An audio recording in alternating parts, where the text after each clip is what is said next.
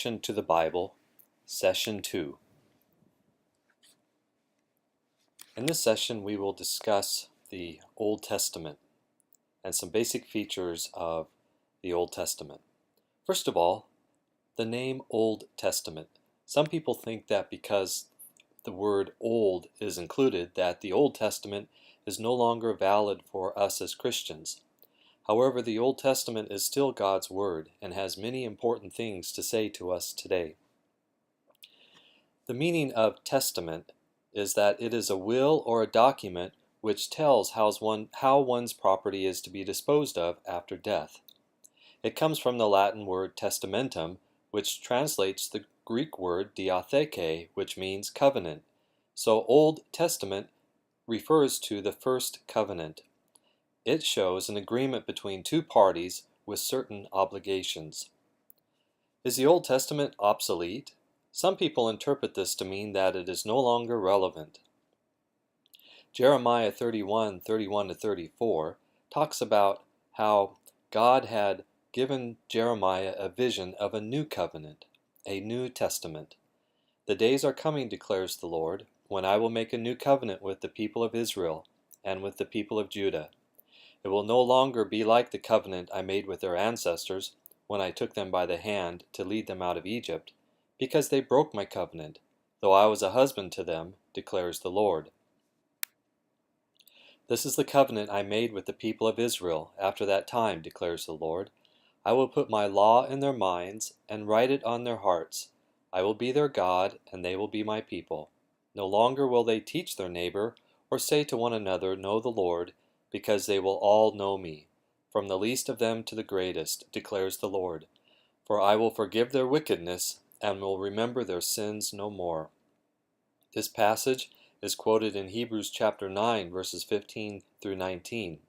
It is an important passage because it tells us the link between the Old and the New Testaments. The languages of the Old Testament. Most of the Old Testament is written in Hebrew. Hebrew is considered part of the Northwest Semitic language family. Most of the Old Testament uses Hebrew. Biblical Hebrew was spoken from 1300 to 200 BC. By the time of Jesus, Hebrew was no longer a spoken language, but had been replaced by Aramaic. The early script of Hebrew is known as Paleo-Hebrew, and you can see a picture of that. Over time, Hebrew adopted the script of Aramaic, which is known as the square script, and you can see the alphabet there. Vowel points, which show how to pronounce the consonants, were added by the Masoretes around AD 500.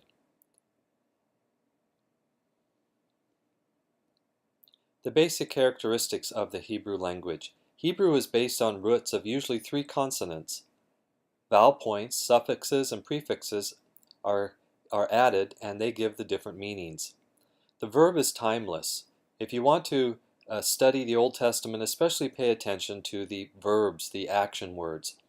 There are 2 basic tenses, which denote kind of action rather than time of action. The perfect tense signifies completed action, and the imperfect shows action that's not yet completed, or future. The normal word order is verb, subject, object. The verb is significant, so especially look at those. Aramaic is similar to Hebrew, but it has some differences. It became the international language after the 8th century BC and the rise of the Assyrian Empire. It was later replaced by Greek as the official language of diplomacy and commerce. It was the language that Jesus spoke. Aramaic portions of the Old Testament consist of 2 words in Genesis 31, 1 verse in Jeremiah, Ezra, and then a larger portion in Daniel chapter 2 through chapter 7. The New Testament contains several Aramaic words as well. Next, let's look at the land of the Old Testament. The ancient Near East and the Fertile Crescent. The Fertile Crescent describes, if you can see my cursor, it describes the fertile area that forms kind of a half circle. It starts over here by the Tigris and Euphrates rivers. It follows these rivers up and around and over into the land of Israel. This area in between right here is a desert, and very few people are able to live there. Ancient civilizations developed around what is called here the Fertile Crescent. The Fertile Crescent stretched from the Tigris and Euphrates rivers down into Israel, bypassing the Arabian desert. It is called fertile because of the rivers which cross this territory and the more or less regular rains. This crescent encircles the Arabian desert. Palestine was the poorest part of the Fertile Crescent, but an essential hub for trade and military conquests. This area here, known as Israel, is the crossroads between the Empire of Egypt and the empires that developed around these rivers. All the events in the Old Testament, beginning with the sailing of Noah's Ark, took place in a territory that now includes the countries of Iraq, Syria, Libya, Jordan, Israel, and northern Egypt. Palestine is named after the Philistines. Most of the people who live in this area were the descendants of Shem, Noah's second son. The Canaanites and the Egyptians, both inhabitants of the extreme southeast, descended from Ham. In contrast, the Philistines are the people who came from southern Europe and islands that are situated between Greece and Turkey. They migrated and settled along the coastal areas of the Mediterranean Sea. The Holy Land is divided into 5 major parts. First of all is the coastal plain along the Mediterranean Sea. It stretches north to south through Palestine. It includes the plain of Asher, the plain of Sharon, and the Philistine plain. This region is narrow in the north and wider in the south. This region includes a major north-south highway from Egypt through Damascus and on to Mesopotamia. This highway is referred to as Via Maris, the way of the sea. The Central Mountains come next, and they form from the north and south of Palestine. This region is interrupted only by the plain of Esdraelon, the valley of Jezreel in the Bible. Next comes the Jordan Rift. The Jordan Valley includes the tributaries of the Upper Jordan, the Sea of Galilee, and the Jordan River, the Dead Sea, and Arabah. This is the lowest part of the world, way below the level of the sea. And then next comes the Transjordan Plateau, a high plateau that rises suddenly above the Jordan Rift to the east and then slopes down to the Syrian and Arabian deserts. And then finally is the Negev, which literally means south, the southern portion of Palestine, which constitutes a dry, high, steep, predominantly recognized as wilderness area. This was not an easy place to build an empire because of the geography. The climate is divided into 2 parts. First, there's the 2 seasons of rain and dry. The temperatures range from the mild mountains down to the intense desert heat. Some of the highest mountains can actually get snow. The land throughout time has served as a land bridge between major empires, which means it was a place that was often a place of war. It was along major trade routes. It was a melting pot of ideas and a place of war. Here is a picture of the Holy Land in more detail. So here's the coastal area. Here are the mountains. Here's the deep Jordan Rift. And here is the Transjordan area. The Negev is down south, below all of this.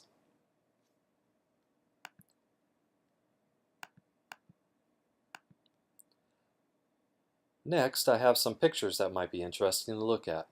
The hills of the Transjordan near Nebo, looking out towards the desert, the Arabian desert. Next, the West Bank, or north of Jericho.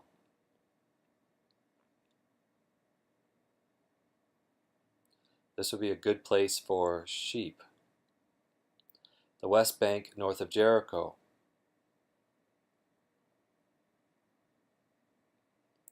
The east across the Jordan from Beth Shean.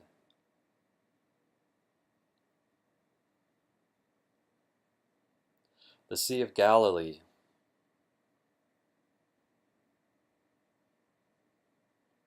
headwaters of the Jordan River.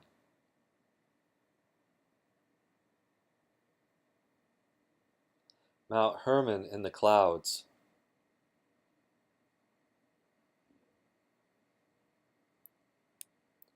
Archaeology. People are the focus of archaeology, not the buildings, not the artifacts, but people. Archaeologists want to study the artifacts in order to understand the people.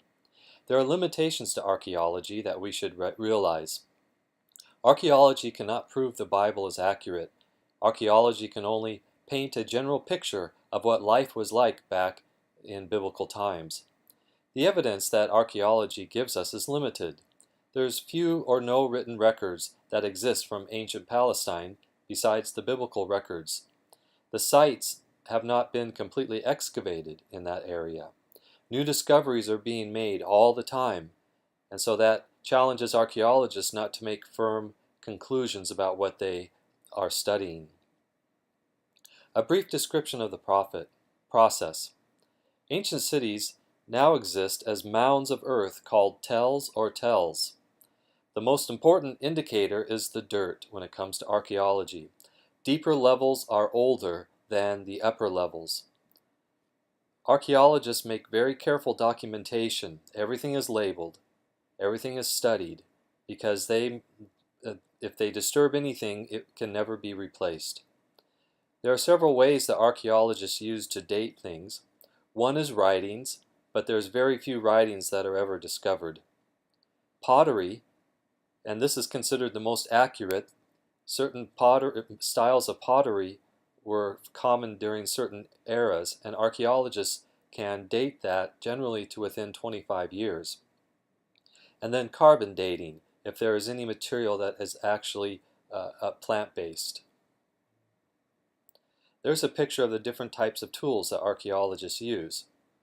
With the heavy digging, they may use a big spade or hoe, and then they might use smaller shovels. And then they get down to very fine details, and they just use a brush in order just to wipe the dirt off. They have to be very careful that they do not disturb anything that is in the dirt. Here's a picture that shows the different levels. So the lower level would be the oldest, and then it rises up. Ancient people would just demolish their city, or maybe it was demolished through war, and then they would build right on top of that. So over the centuries, cities started to rise up. Many of them were built on hills. And then over time, such as this picture, the cities would get higher and higher. So archaeologists, as this little slim area right here shows, can dig a trench right through, and then they can see the different layers of the ancient cities. The people of Israel. The people were not isolated. They were very influenced by the people around them. They were familiar with foreign religious practices and adopted many of them, such as the worship of idols. There were common features between Solomon's temple with other ancient temples. When we read through the Old Testament, we find that a lot of this influence is criticized because it pulled the people away from God. In Israelite culture, the home was the center of domestic life. It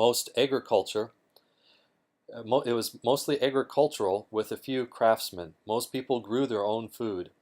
Most people just lived from day to day. Crops were mostly grain, grapes, olives, and figs.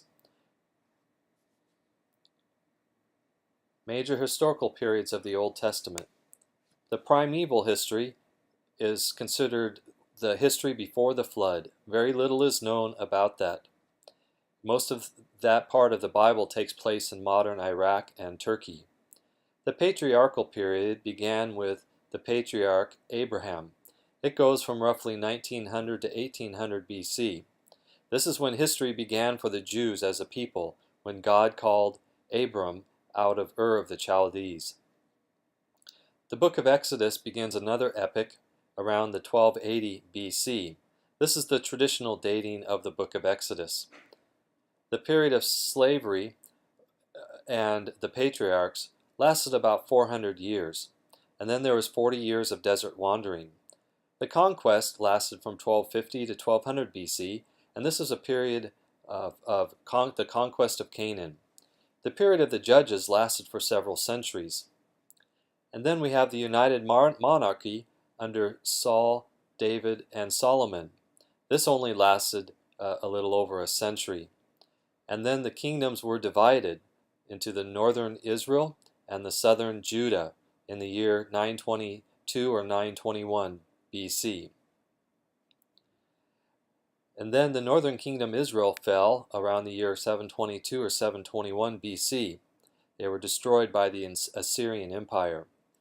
The southern kingdom of Judah was destroyed in 587 by the Babylonian Empire. The next major shift happened with the exile with Judah in Babylon. The people were able to return in 538 with the edict of Cyrus, the Persian king. The Septuagint is an important document for biblical studies. The Septuagint is the Greek translation of the Old Testament.